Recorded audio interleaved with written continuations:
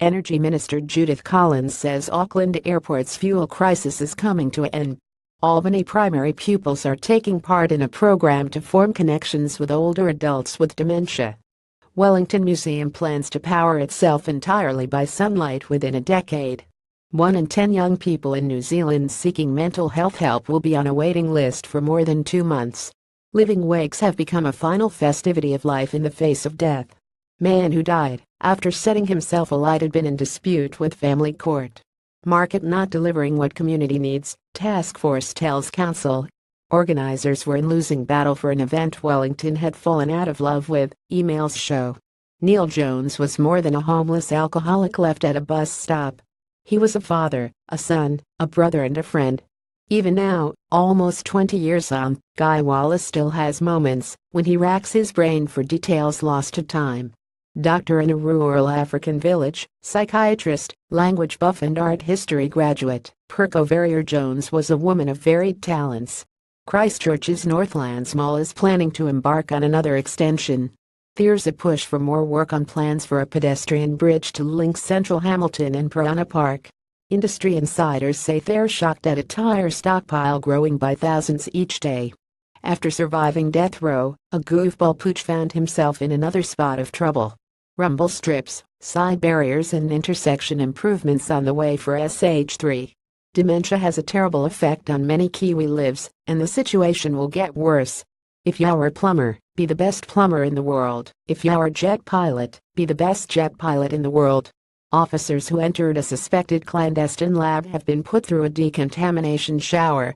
Lawyer argues legally blind client's access to justice at risk because no one is helping him to get new glasses. The small settlement isn't a dream destination for tourists, but it keeps good time.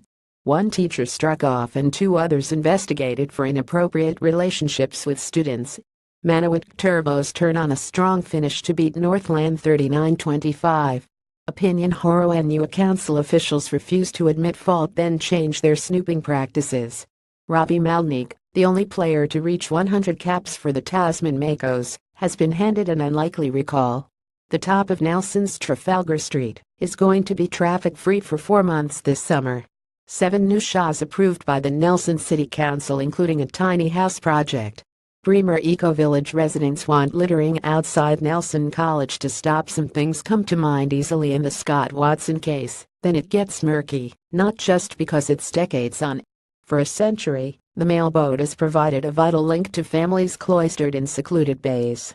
Blenheim bagpiper Barry Brown will call the tune once again for Alzheimer's Marlborough's Memory Walk. The Cape Mura earthquake caused a violent current that swept away seabed life, but it is coming back. Damming report says Hydrogrand is dangerous, likely to cause injury or death. Dust off the barbecue, it's time for long evenings as daylight savings starts. The Bros Gully side could yield at least 180 sections if the decision survives appeal. Fisherman hopes community will save ship with Hollywood connection from the scrap heap.